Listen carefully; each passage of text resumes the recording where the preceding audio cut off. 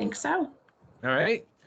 Thank you, everyone, for coming this morning. Today, we're going to be talking about SCS and EPIMS topics, specifically in Aspen. So thank you for coming. We have Christine Ellsworth and April Whitworth from Follett to do our presentation today. And without further ado, I'm going to pass it over to you. Yeah, so thanks so much, everyone. Like John said, I'm April Whitworth. I am the state reporting manager for Follett. I have worked with SIF and Follett for, I think, close to 10 years now, for Follett over 10 years. So Christine and I are normally helping districts. If you guys have called into tech support or if you've emailed us, I'm sure that we've worked with your district specifically in the past. So for today, we have SCS and we have EPIMS. That's supposed to be the topics of today. Typically, though, EPIMS is the one where districts have a lot more questions. SCS and Aspen is normally pretty straightforward. So our today's topic, we're going to be focusing on EPIMS specifically and going through kind of those things that a lot of districts have questions about how do you put the data in Aspen and some other little tips and tricks along the way as well. So I'm going to pass it over to Christine Ellsworth. She is our SIF expert on our tech support team. She leads the tech support team on any kind of SIF questions that come in. And she's also our undeclared or unofficial Massachusetts BA for SIF, Massachusetts State Reporting. All right, I'm going to go ahead and share my screen and start the video. It's almost an hour long, and at the end, we can go ahead and answer any questions. Thanks, Christine.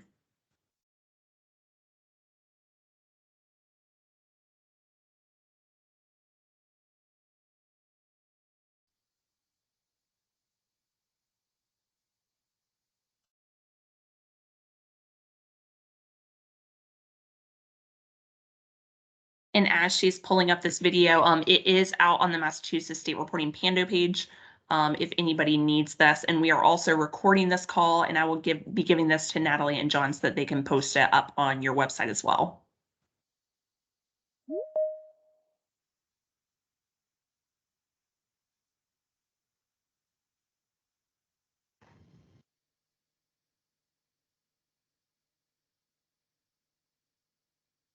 Good afternoon. My name is April Whitworth. In this video, we are going to be going over SIF EPIMS in Aspen. This video is good for anyone who is looking for more information about EPIMS specifically, whether you are a new district to Aspen or if you are a new data administrator to Aspen.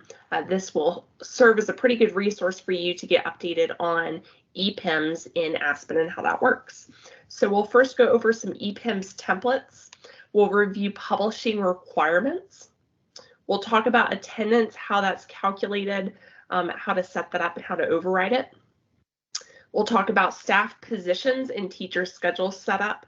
That's probably one of the most confusing aspects of EPIMS in Aspen. We'll also talk about WA09 calculations and the way to override those. That is also one of our commonly asked questions.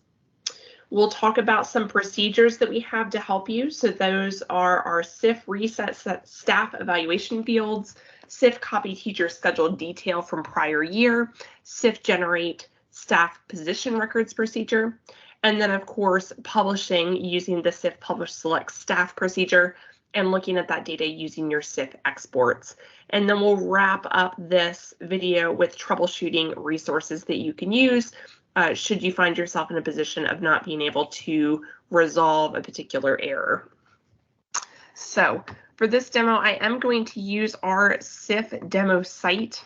It has been cleansed of information and I have set it up specifically for this call.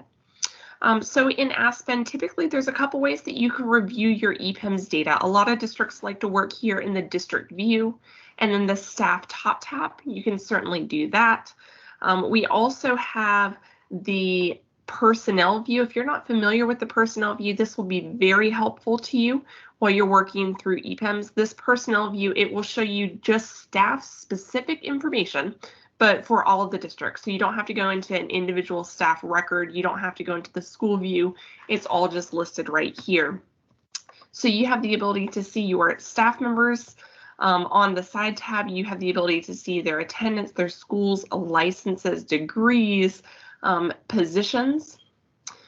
You also have the ability to see all of your participation records. So your staff positions, for example, if you do have a lot of errors on your staff positions that need to be resolved, you could do that here in the participation top tab, position side tab. So this would allow you to modify the list to mass update certain values and so forth. We also have the qualification top tab. This qualification top tab, it does allow you to see license and degree information. So if you needed to do a mass update in licenses or degrees, these are the two areas that you could go to in order to do that. Again, this is the personnel view. You could do all of your EPIMS work without ever looking at the personnel view, but just know that it is here should you decide to use it. So for today's video, I am just going to focus here in the district view, but again, you can use the personnel view if you'd like to. It's just a little bit easier to stay in one view as we are reviewing these. So I am in the district view, the staff top tab. I'm going to just select one of our staff members here. So this is Jen Oliver. We do have an EPIMS SIF template. There are two. EPIMS template is the legacy. EPIMS SIF template has been updated to be specific to SIF. So I highly recommend using the EPIMS SIF template. So on this template, we have all of the information that you need in order to report your EPIMS staff roster and your EPIMS work assignment information. So here on the first tab, we do have the staff roster information. The first field here is SR09 status. This is one of the things that is required in order to make a staff member publishable. They must have a valid SR09 status. Now, if you have a staff member that you do not want to report, then you could update your status reference table to have a code like a do not report code with no state code. And if it does not have a state code, it will never, ever, ever send that staff member. Okay. We also have the MEPID and the local ID. The license information is down here. This license information can be added for the staff member. The only things that are really necessary for the license information is the license number and this primary license checkbox. So SIF will only pick up the license if it's flagged as primary. So a lot of districts will just go ahead and set it as yes, have it checked off by default whenever a new record's created. That is perfectly fine. You can have more than one flagged as yes, because a staff member should never have more than one license number. They may have more than one record because maybe those licenses are for different areas, or maybe they have a different issue and expiration dates. If you're interested in keeping track of those, you certainly can. But these are the only two fields that are absolutely necessary. Now, this issue date and expiration date, by default in Aspen, it is going to make it a required field, that little asterisk, that red dot there. That does mean that it is currently set as required in the reference table. You could certainly take that off. It is not required for SIF. It is not required for EPIMS. So if you don't have those dates, you aren't interested in tracking those dates for anything else in your system, go ahead, make them not required so that you can save yourself a little bit of a headache. Okay. We also have down below the first, middle, last name, date of birth, and gender. So these are some of the other things that are required in order for the staff member to send. So every staff member must have a date of birth in order to send to DESI. So just make sure that that is set for your staff members. If you have a staff member that maybe got married and had a name change, we do have the SIF adjusted fields over here on the right. So this allows you to keep their name as one thing in Aspen, whatever you want to show up on reports, on student schedules, that's all listed here. On the left-hand side, these are our system fields. So if you update it here, it updates it everywhere in Aspen.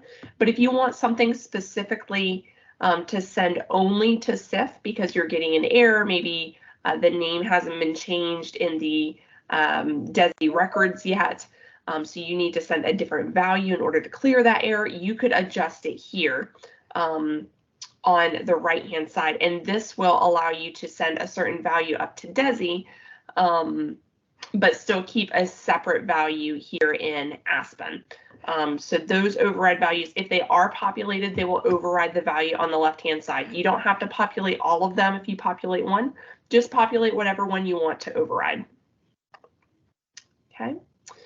Scrolling down, our next area is this ethnic code.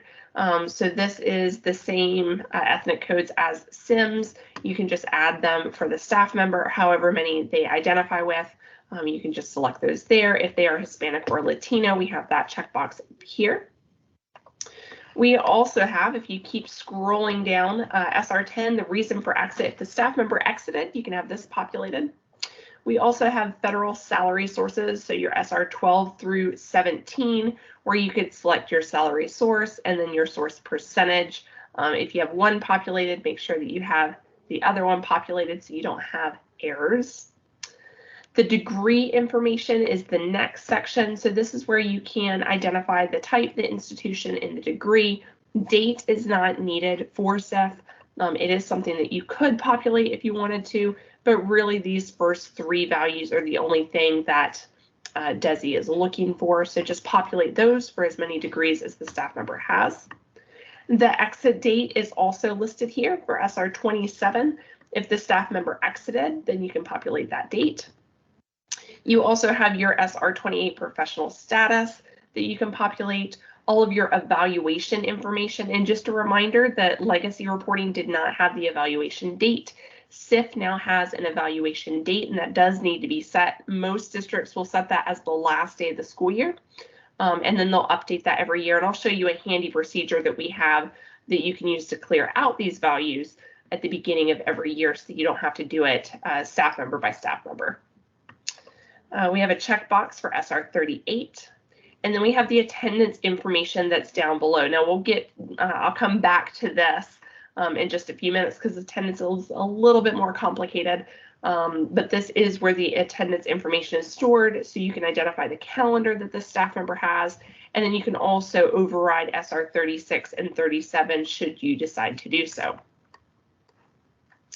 Now, if we go over to the work assignment tab, we will also cover these in a little bit more detail, but I first want to identify this little blurb in this grid up here at the top. This gives you a little bit more information about how the staff position area corresponds with the teacher's schedules and the necessary records in staff position in order to get those teacher schedules to be picked up by DESI. And like I said, we'll go over this in a little bit more detail in a few minutes. But this is worth reading, you know, every now and then just to refresh your mind. It will also show you the teacher schedule role, which corresponds down to this teacher schedule role down here, and how it needs to have a corresponding staff position record for that WA07 value. We have our staff positions listed here. These staff positions are used for the FTE, the start dates, the end dates. You do have the way to exclude them, so we'll go over those in a little bit more detail. And then we have our teacher schedule records. So this shows you all of your teacher schedule records in the current school year that are currently assigned to the staff member. And it has the subject area course here, the term, which is useful when you are trying to resolve errors, and then also the ability to exclude those fields. So that is our EPIMS SIF template. Also, while we are here, let's hop back over to attendance. So attendance is our third bullet. Actually, let me step back just one more. So let's just cover the publishing requirements again, because I didn't really hit that home. So the very first publishing requirement is that the staff member must have a school tied to their staff details. So a lot of times we'll see problems when staff members are exited. Maybe they were a long-term sub. Someone will go in and clear out the school that they are assigned to on their staff details. So we're here underneath the staff list. I clicked on Jen Oliver's record and I'm in details. This is just on the default template, whatever that template is for your district. If you look here underneath school and the name, there should be a school listed here. So for this particular staff member, they're in some high school, and so they should be good. But if this is blank and you should be reporting the staff member, you will need to add a school back for that staff member. It doesn't matter what school it is, as long as there is a school that is reportable in your district. So a lot of districts will use the district level school if there are staff members that are no longer active in the district and they don't want to put them back into the school that they were in. So that is the first publishing requirement. The second and third is the local ID and the MEPID. Every staff member that's reportable, they must have both of those populated. Date of birth is also a field that needs to be populated, like we reviewed just a few minutes ago. Hire date needs to be populated.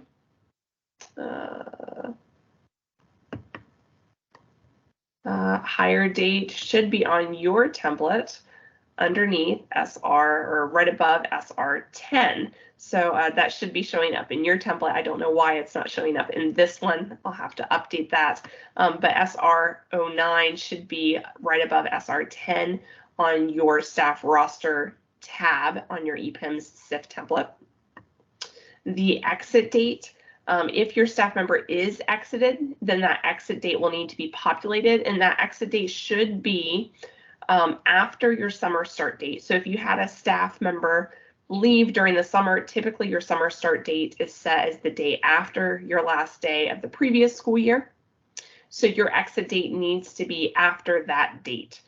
So don't mark them as exited prior to your end of year report date because they were likely reported as active for that date. So they need to be shown as exited after that date. And then every staff member that is reportable also must have an SR09 status with a corresponding state code in the reference table. So those are the publishing requirements for EPIMS. If I went through those too quickly or if you forget, you can see those underneath the Massachusetts State Reporting Panda page and then the Massachusetts SIF EPIMS tab. And then the publishing requirements are populated here. Okay. All right, so next up, we'll cover attendance. So attendance, if you're managing the data in Aspen, I'll show you how to make sure that everything is set up correctly there and how that's calculated. If you are managing data outside of Aspen and you are importing the data into the system, a lot of our districts do that. That's perfectly fine. Just make sure that you are importing the data into the SR 36 and 37 adjusted fields.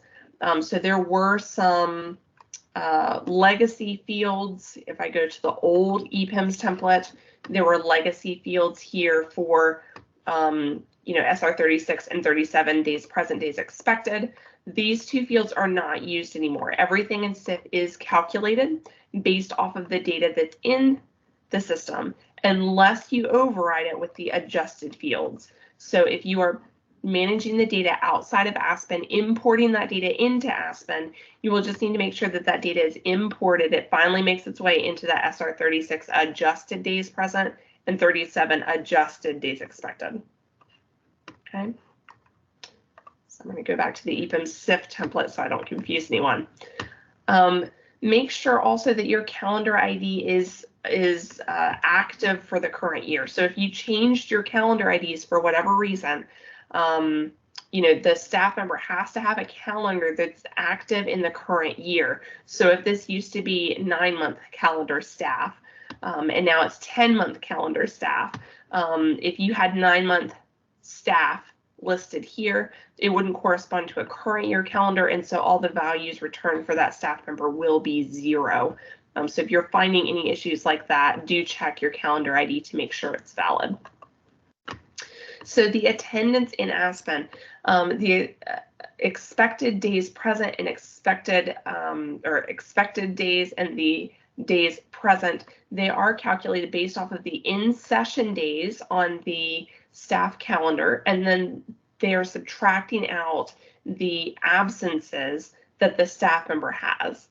So for the days expected, That's actually listed on the staff calendar. So I'm here underneath district view, district top tab, school years side tab, and then staff calendar. I have our calendar for 10-month and 12-month. Again, this is a demo site, so when I go in here, the years are going to be wrong on these dates, but the concept is still the same. So when I go here and I look at March, I can see that the in-session days are listed here. So the count of in-session days is the number of days expected for that staff member. Now, if I am calculating the days present, I'm going to take those number of in-session days and I'm going to subtract out any of the attendance for that staff member. So the attendance for the staff member, it is based off of the staff attendance reasons. So if I go to the staff attendance reasons reference table, so this is in the district view, the admin top tab, data dictionary side tab, reference side tab, and then I just searched for staff attendance reasons. These are all the reasons the staff member can have for a attendance record. And so you have all of these listed here. There is a state code listed. Anything that is in 01, it is subtracted from the days in session to give you your days present. So you can set these up however you are managing those in your district, based off of what you actually put down for an attendance reason for various scenarios. Everybody does it a little bit differently.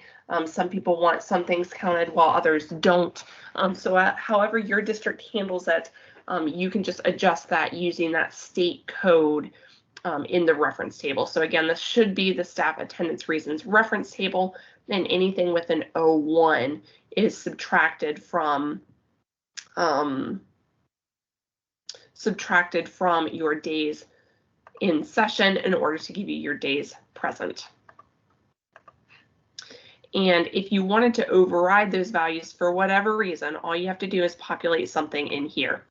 So for your SR36 and SR37, you have the ability to override those two values. All right. Next up, we are going to be reviewing our staff position and teacher schedule setup. So if we go over here to the work assignments, I'm going to show you here on the individual staff record, and then I'm going to show you how you can actually update that data in the school view as well, because a lot of times it's a little bit easier to do that in the school view. So listed here, if we read through this paragraph, we'll learn that every teacher schedule record has to have a corresponding staff position record. So on these staff position records, if there is a lead teacher, a team teacher, those have to be listed up here as well. And the reason for that is the state will use the FTE on the staff position record, and it will apply it evenly to the teacher schedule records that are reported below. So this is a DESI thing. The FTE has to be on staff position in order to pick up the teacher schedules that are down below. So the very first thing that I recommend that everyone does is populate your role in your WA08 on your teacher schedules first, because then you'll know what kind of staff position records are needed. And I'll also show you a procedure that will populate this data from the previous year to make it a little bit easier for you, and then also a procedure that will generate these staff position records for any teaching staff. So if you have a staff member here, you're going to have a record for every school and WA07 combination, not WA08. So you don't need a separate record for every single WA08 you need, just WA07 and school. So this particular staff member, you can see that they are in some high school. They are both a teen teacher at 2306 and a lead teacher, which is a 2307. So they have two records here. They have one for 2305, one for 2306. The FTE is split between those. So whatever the FTE is that you want to apply to that particular WA07 value, you can have that listed. Your WA08, if you have a teaching staff member, that's really going to be read from the records down below. So your WA08 on your teacher's schedule records is what the state's going to read. The WA08 here still needs to be populated, but you can just choose one. So if they have more than one WA08 down in teacher schedules, just pick one to put up here on the staff position record. Now, a couple other fields that I will show you here. You have the SIF SFP primary assignment. One and only one staff position record should be flagged as yes. The reason for this is that the state will take the record that's flagged as yes, and they will put the attendance on that record. I don't know why they don't put it on staff personal. I don't know why they don't put it on employment record, something that only has one record for the staff member, but they do store it here on staff position. So you need to flag one and only one record as SIF SFP primary is yes.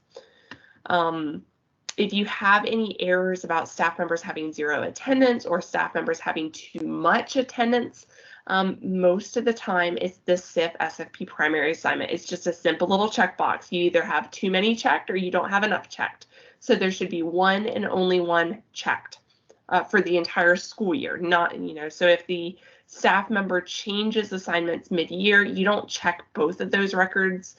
Even though the dates don't overlap, you just want to have one and only one checked as yes, always. This SIF job function, this is a value that the state uses for their error reports. It's not used for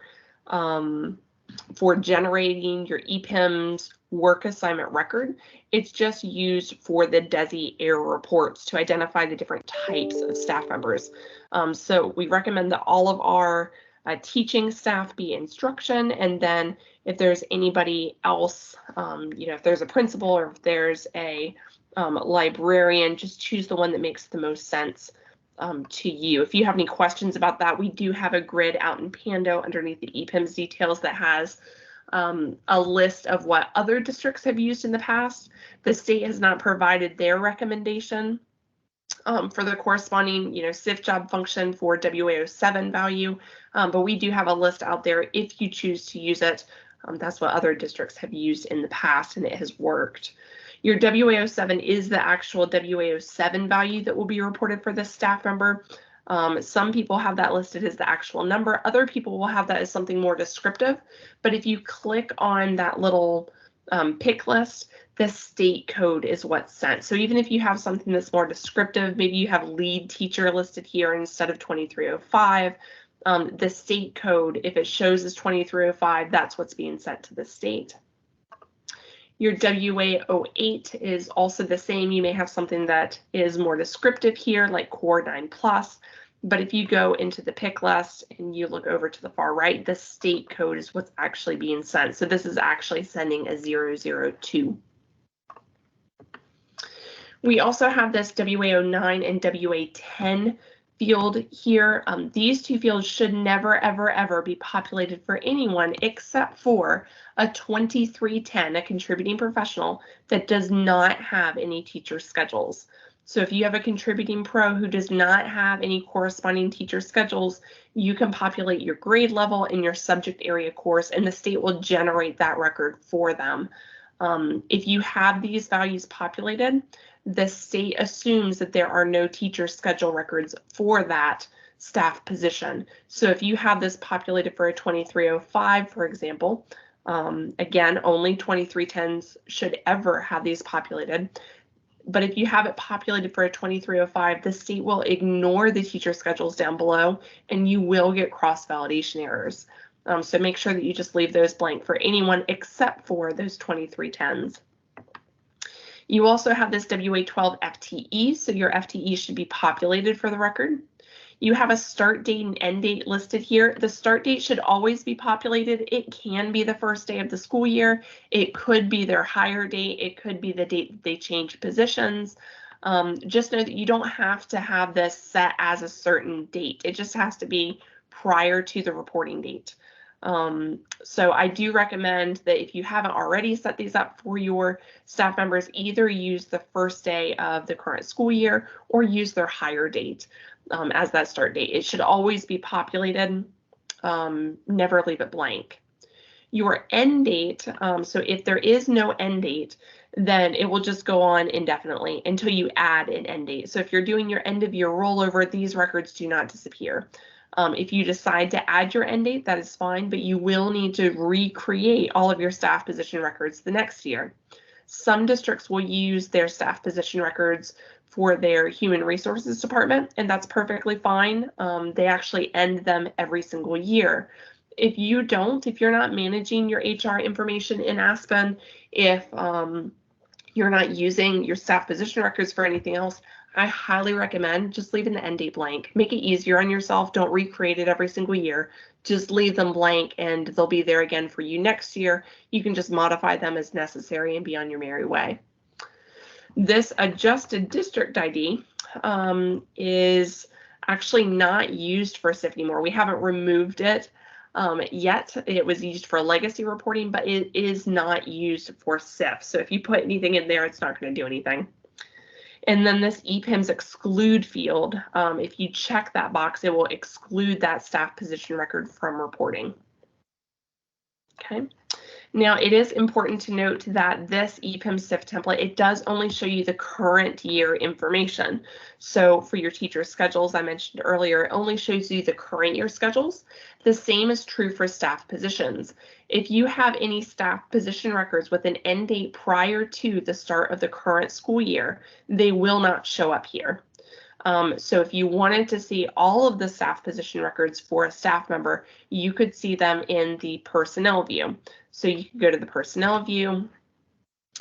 You could go to either your participation top tab, your position side tab, which shows you all of your staff positions, or you can go into your staff top tab, look for your staff members. So mine was Oliver, Jen.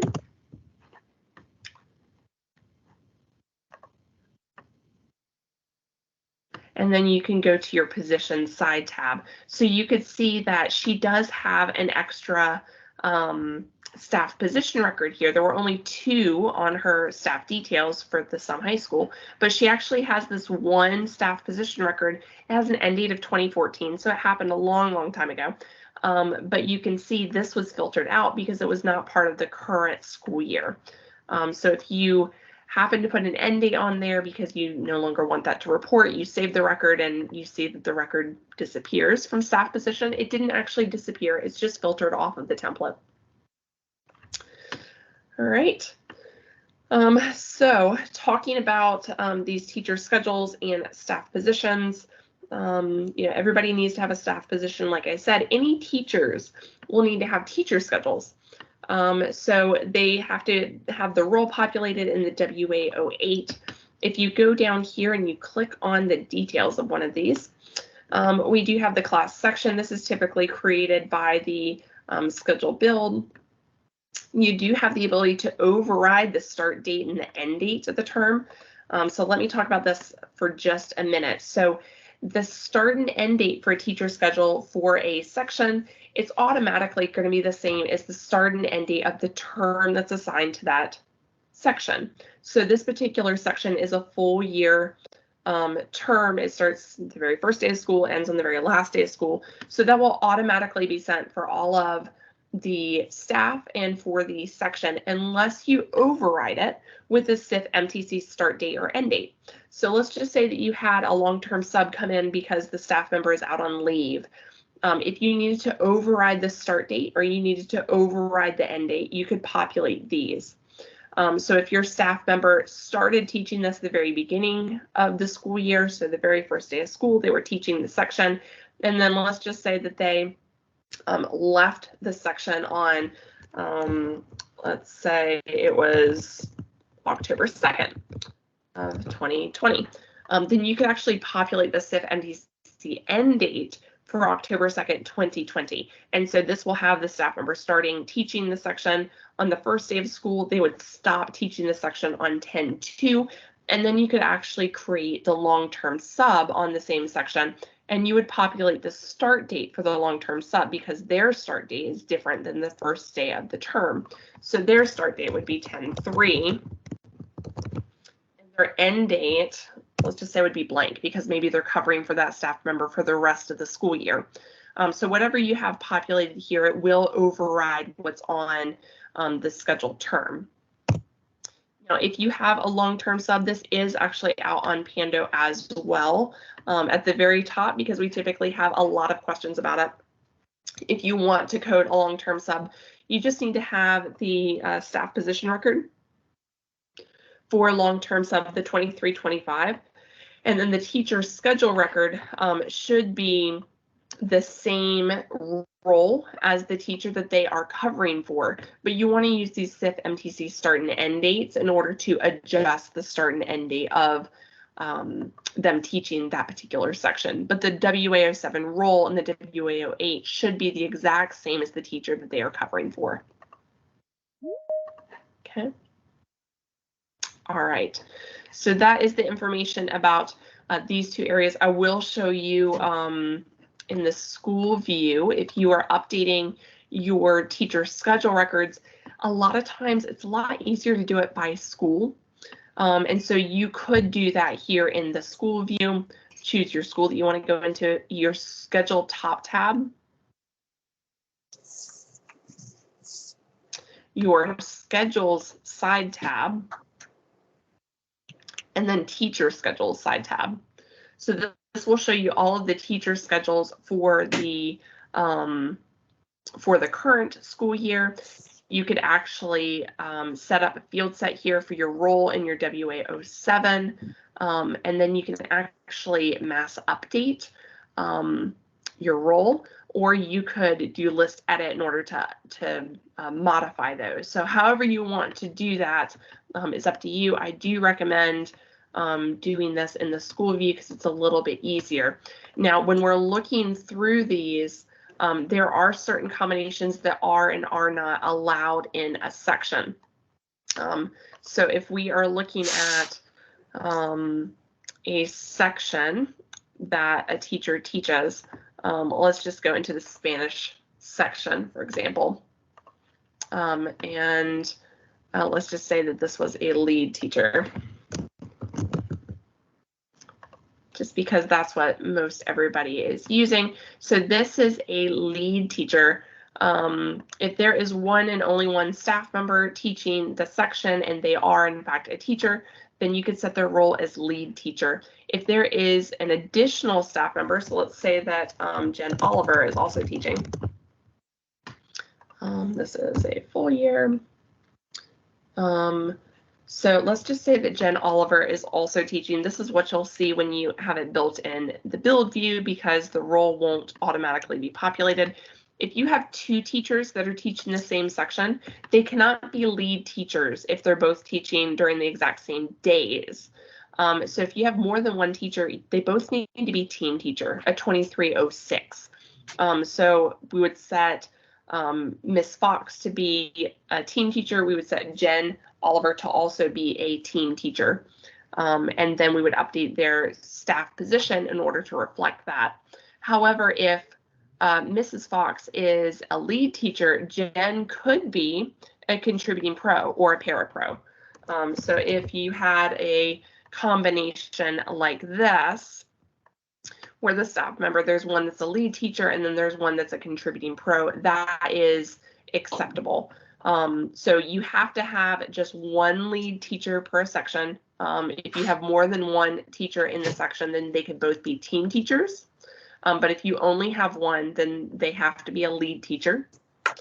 Or you can have a combination such as a lead teacher and a contributing pro, a lead teacher and a paraprofessional, and so forth. So just be mindful of the combinations that you're setting up here. I believe that there's a list of combinations out in the Pando page underneath.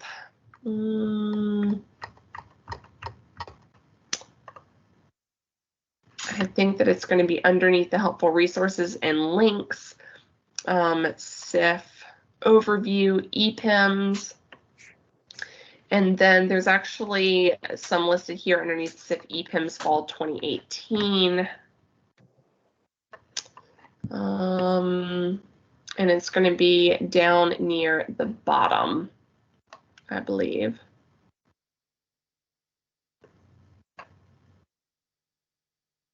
Apologize for not having this pulled up earlier.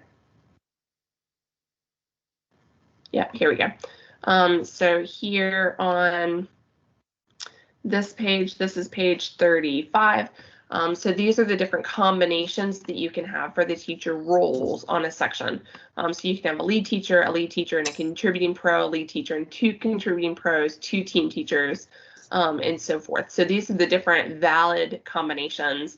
And then on the very next slide, it shows you what you cannot have, and it highlights what is not acceptable in the situation. So you can't have 1 lead teacher and 1 team teacher. They both need to be team teachers. You can't have 1 lead teacher and 2 team teachers because that's not acceptable, and so forth. So if you have any questions about those, this is a good resource. Again, this was out in the Massachusetts State Reporting Panda page underneath helpful resources and links, SIF overview, EPIMS, and then SIF EPIMS Fall 2018. We'll probably pull this out and I'll also put it underneath the EPIMS tab up here at the top.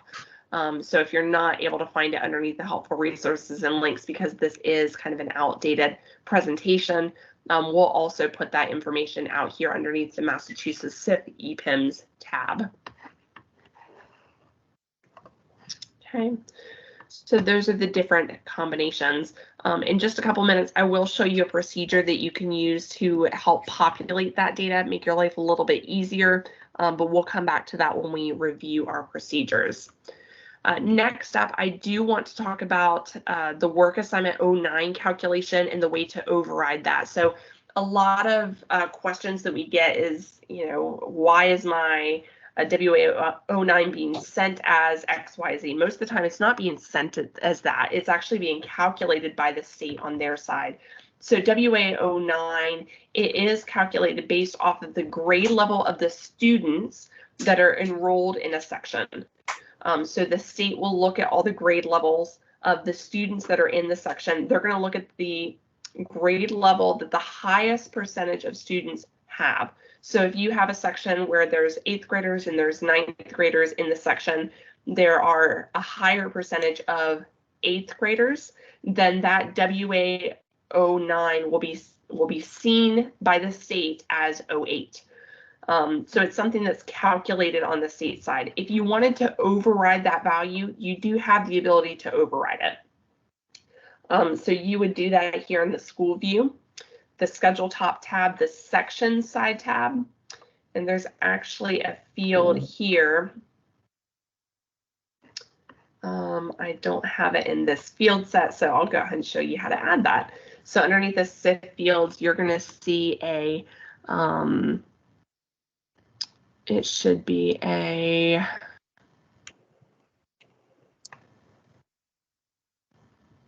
yeah, here it is. It's already in here. It's an MST DOE grade level override. So this will actually override the grade level that is being calculated by the state for that section.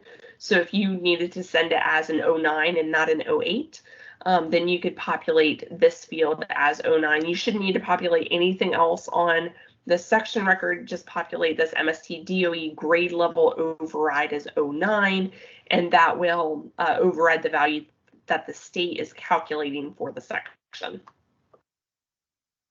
Okay. All right, so that is all that I have to show you on the different areas for EPIMS. I did want to go over a few procedures that could be helpful. So first up, when we were looking at the EPIMS SIF template down at the bottom of the staff record, I said that there was the new evaluation date and all the evaluation information there, and that there was a procedure to reset that. That procedure is called the SIF Reset Staff Evaluation Fields.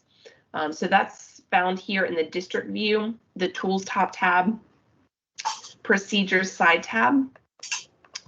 I'm just going to change this to all, and then I'm going to look for SIF Reset Staff Evaluation Fields. So when you run this procedure, options run, you have 2 run options. You can run it in review mode or commit mode. If you want to run it in review mode first, you certainly can. At the beginning of the school year, you're not going to harm anything by running it in commit mode. So you can do that. If you don't select any staff members, if you don't select or type in a snapshot name, it's going to run it for all your staff members. But if you wanted to select individual staff just to see what it did first, you're certainly welcome to do so. So you can do that by selecting your staff members here in the list or typing in the snapshot name. And then you can also set your new evaluation date. So I recommend setting this as the last day of the school year. So let's just say that you finished up your reporting for end of year, you've rolled over, now you're starting your October reporting. You need to reset these fields. You can go ahead and set that new evaluation date to the end of the current school year. So that will just mass update all of your evaluation dates for your reportable staff to be the new evaluation date. Okay, so that's something that'll save you a few minutes of time. The next procedure that I wanted to show you was the SIF copy teacher schedule detail from prior year procedure. It's a mouthful, but it's very helpful. So what this does is when you're looking at your staff member and you're looking at the teacher schedule records, because these schedules are built by the schedule build, the role in the WA08, it's not going to be populated from year to year. So every single year you'll have to repopulate the role in the WA08 based off of the section that the staff member is teaching and the staff members that are teaching with them. So what we did is we created this procedure that will copy the data from the teacher schedule records the previous year and put that data onto the current year. So if you have a staff member who is still teaching the same sections, they're still teaching the same course, and they haven't changed who they're teaching that with, or whether or not they're a lead or a team teacher, this will automatically copy the data from the role and the WA08 from last year to this year, so that it saves you a little bit of headache there. So that procedure is found in the district view, the tools top tab, procedure side tab, and this one is SIF copy teacher schedule detail from prior year. And if you run this, options run, it also has the review or commit mode. It also has the ability to select individual staff that you want to run this for, or optional snapshot names. If you don't have anything selected, it's going to run it for all staff members. Okay.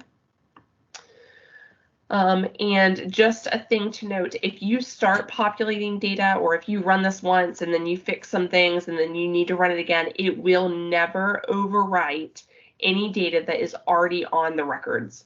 So your WA07 teacher role, your WA08, if you've already populated that on the current year schedule records, this will not overwrite that data. It will only populate that field if it is currently blank. So even if you've already updated all of your WA07 roles and you need to populate your WA08s, you could run this after having populated your WA07. It will leave that field alone because it's already populated with data, and it will copy the data over for just the WA08. So you do have that option should you get halfway through this and then discover this procedure, or if you're trying to update things for teachers that have changed a little bit from last year to this year, you could also, update what you need to update and then run this for the rest of them. So this will copy that data over from last year to this year and then place that on the teacher's schedule records. The next procedure that we have is the SIF generate staff position records procedure. So this is the one that I was talking about when we go back to the EPIMS template. If you have a teaching staff member and they have their teacher schedules, they need to have corresponding staff position records for that role. So if you're a lead teacher, you have to have a 2305, lead teacher 2305. If you're a team teacher, then you need to have a 2306. If you're a contributing pro and you have teacher schedules for contributing pro, you have to have a 2310 staff position record. Same for paraprofessional, and that would be 4100. So what this procedure does is it looks at all of your teacher schedule records. It looks to see what records they should have a staff position record for. And then it will look to see if they actually have a staff position record for that. If they don't have one, it'll create it for them. So this particular staff member, they're at 2305, at 2306. Theirs looks good. This contributing professional one, they don't have a record for, because this is the one that we just added. So they would need to have a staff position record created for them. So if we were to run this, it won't run in here because the dates are off on this particular demo site. But if we were to run this procedure, it would take a look, first of all, at the overall FTE on the staff member. So if we go back to the staff details, I'm going to add the overall FTE field. Go to my field sets that I can see this. Most staff members are going to be a 1.0, but it's going to look at the overall FTE. This basically is telling the procedure what the maximum FTE a staff member could have on a record. So for Jen Oliver, it's 1.0. It will then look at the records that she already has in staff position to see what her available FTE is. So for Jen Oliver, her 0.6 and 0.4, it adds up to 1.0. So she doesn't have any available FTE left over. So the record that it creates, it's going to have an FTE of 0 because there's nothing left over. But if she had, let's just say this FTE was, instead of 0.6, it was 0.5. She now has 0.1 FTE left over because a 1.0 minus a 0.5 minus a 0.4 is a 0.1.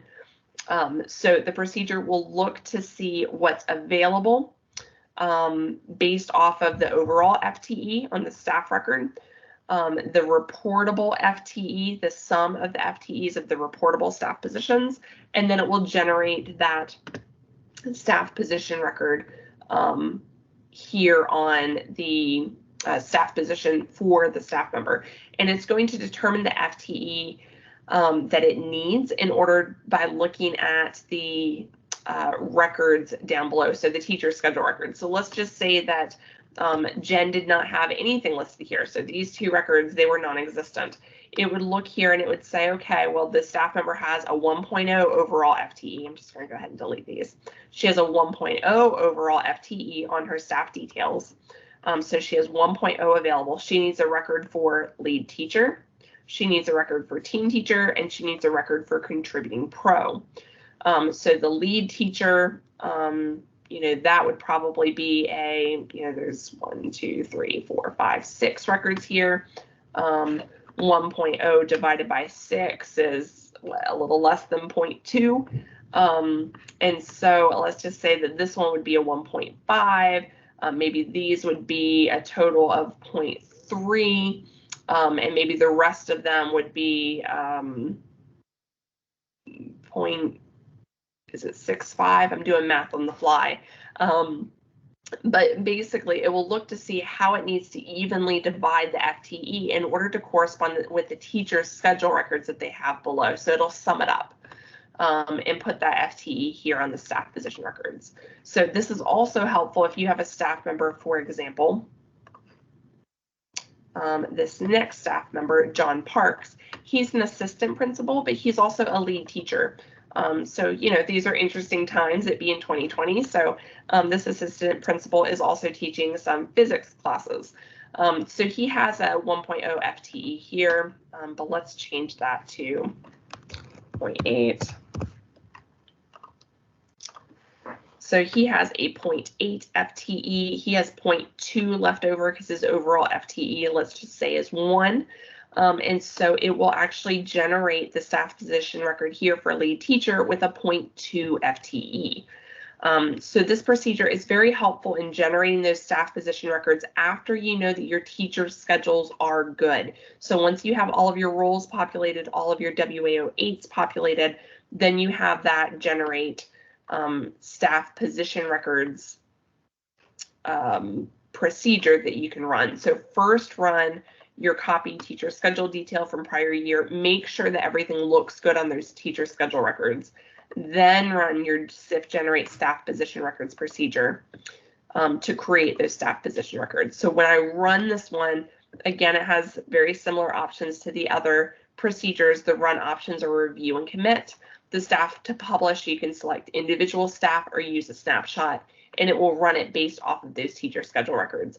I have had districts ask how they can generate staff position records for administrators or for counselors. This procedure does not do that. This procedure will only generate position records for teaching staff. If you have other staff that you need to create records for, you need to manually create those. And like I said earlier, if you're not using your staff position records for anything HR related or for anything else in Aspen, I highly recommend just keeping your end date blank so that you don't have to recreate those records every single year. Save yourself a little bit of time. So that is our SIF generate staff position records procedure. The next procedure that I have to show you is just a procedure that will send the data up to DESI for you. So our SIF modularized event forwarder and our SIF publish all nightly, those will send data up to the state every 30 minutes and every evening, respectively.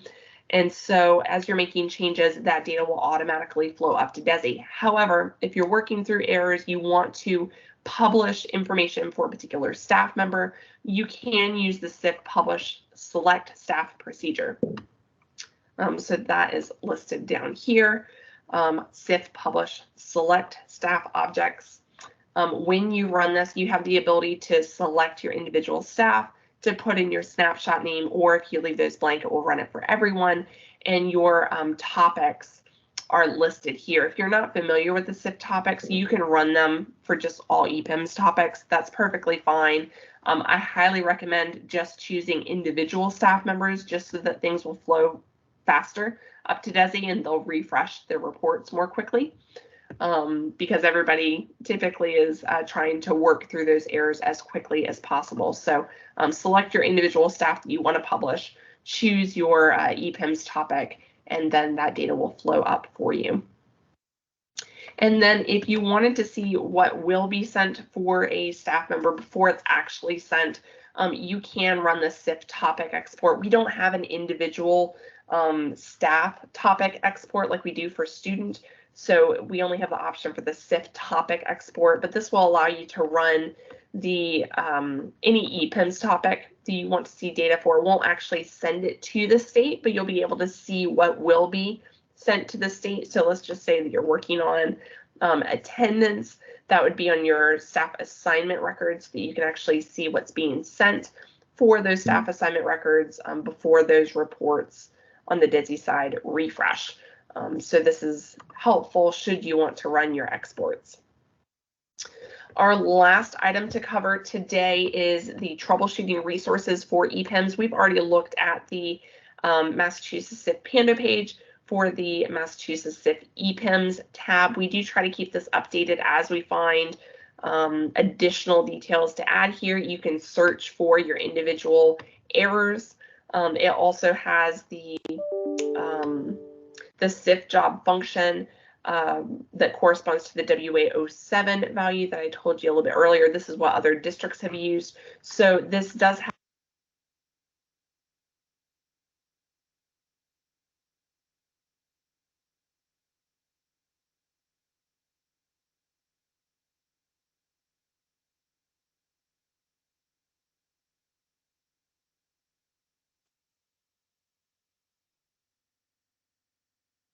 have a wealth of information. It's not the prettiest thing to look at, but it does have a lot of information listed here.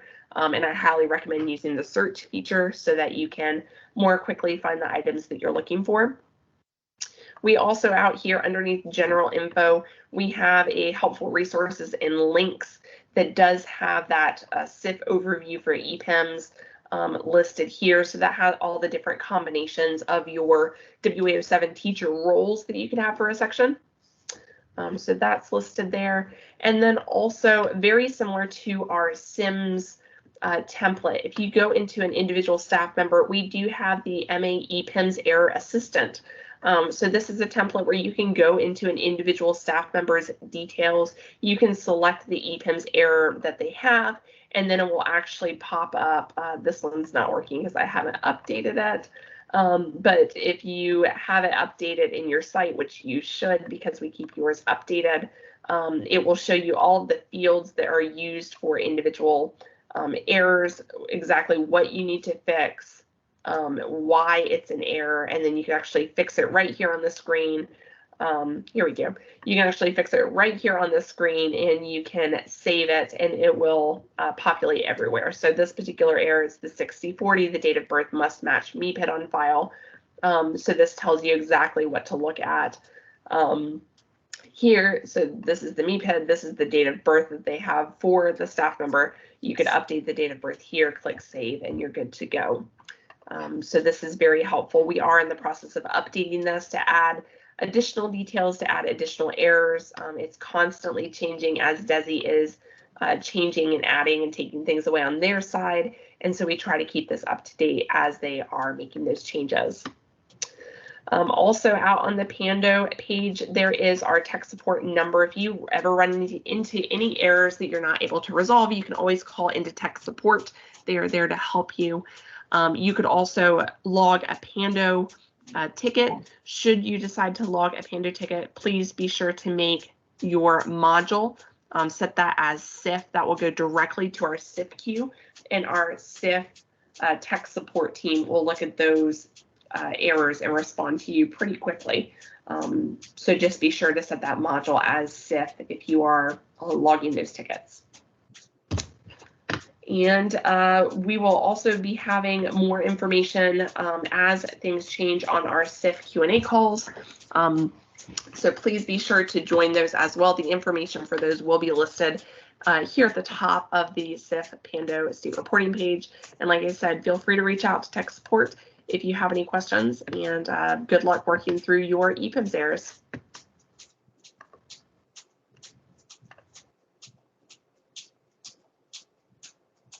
Right, that's the end of the EPIMS presentation. I did answer some questions in the chat. Does anyone have any additional questions?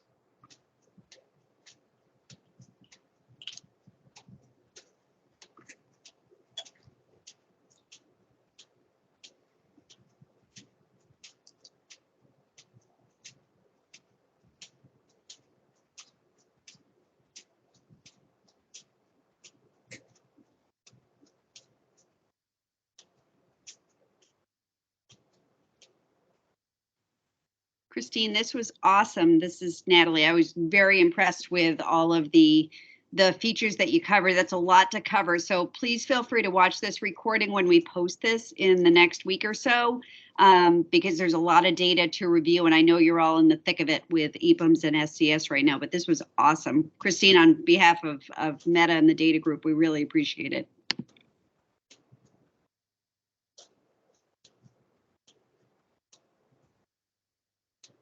Yes, this was good. Thank you.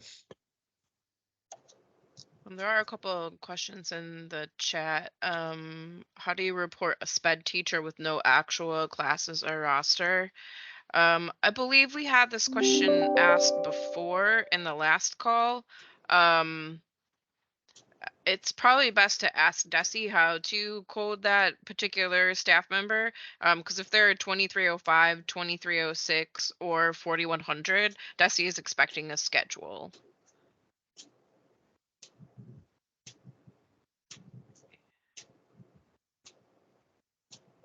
Next question, I thought we could only have one primary license listed.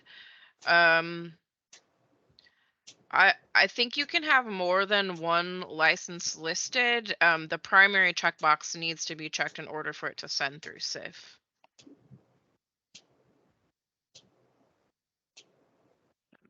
Another question, can you go over WA09 grade level? I have some teachers that are coded as multiple, but should they be all? So WA09 grade level for the specific sections is calculated based on the grade level of the students in the section. So like, let's say you have 8th and 9th graders, it'll take whatever the majority is. So if there are more 8th graders than 9th grade, it gets reported as 8th grade. But the only time WA09 is used for staff position is if the staff is a 2310. Does that answer your question, John? Yeah, I think so. I have a feeling I just used that field incorrectly. Like I have a high school English teacher that has multiple for WA09, but that should probably be blank, right? Correct. Yeah. Yeah. Oh. WA09 is calculated based on the grade level of the students in the section. Okay. Can I follow up on that particular question? Sure. I'm new to state reporting, so I want to make sure that I understand this correctly, because I think I have a lot of data in WA09 and WA10 that probably shouldn't be there. So if the person is a 2305 or 2306, WA09 and 010 should be blank, correct? Correct. The And the then- only time it should be populated is if the staff member is a 2310 with no schedule. Oh, with no schedule. Correct. So if they have a schedule and they're a 23010, it should also be blank. Correct. Okay, so I have a boatload of people that have something in for 09 and 10. So I'm assuming I need to wipe that out. Is that correct? Correct. And just for my learning, how did it get in there? I believe it was something that happened when we switched from legacy reporting to SIF, because we had to move the data over, and there were a bunch of differences between how legacy was reported and how SIF was being reported. So some fields got populated that may not have necessarily need to have been populated. So that could have just been carryover from that. And so I can do this through a mass update, is that correct? Yeah, you should be able to. You'll have to do it in personnel view, because you can't mass update the staff position records in district view. So if you go to personnel view, I believe I don't know the top tab. I can't. Let me stop sharing my screen so that I can pull up a district and look.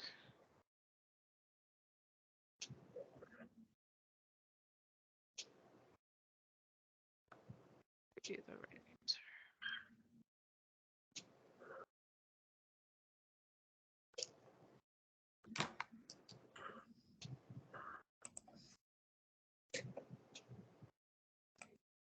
So it's personnel view, participation, top tab, position, side tab. That'll list all of the positions, and you may need to add the WA09 and WA10 fields to the field set so you can see which ones are populated, and then you can mass update to clear them out there. Thank you, that's very helpful. Sure.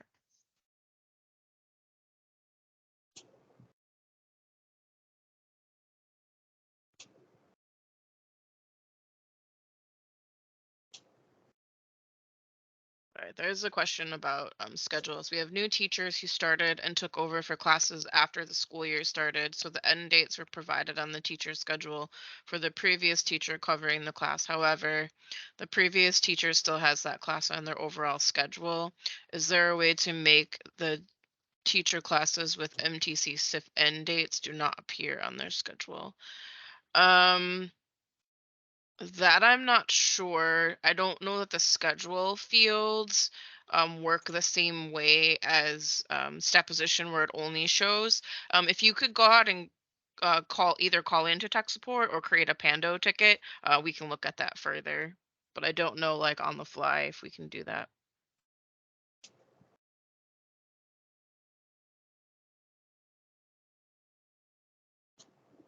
Okay, so another question about SPED teachers. I asked Desi about coding SPED teachers with no classes. You put them as contributing professionals, and Desi won't expect classes. Okay, yeah, so they're going to be a 2310. That makes sense. Thanks for that answer, Kathy. Is the federal salary list updated by Aspen, or can we add to it if there are grants our district is receiving that do not seem to be listed? Those lists are maintained by Desi, and they're not actually in the SIF profile document, so it's not something that Aspen updates. So you can definitely add any new ones that come up, because I know those change from year to year. But yeah, you can add them with no issue.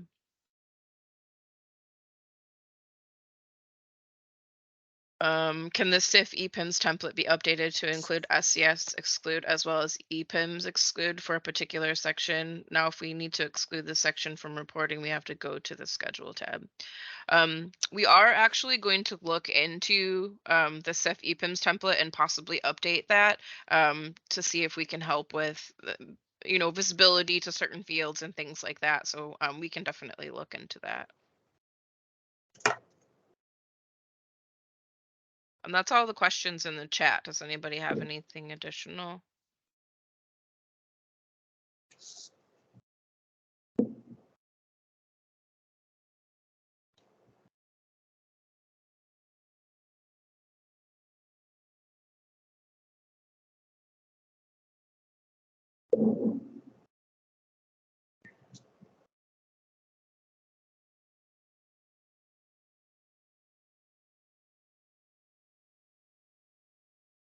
All right, Natalie, I'll go ahead and hand it over to you.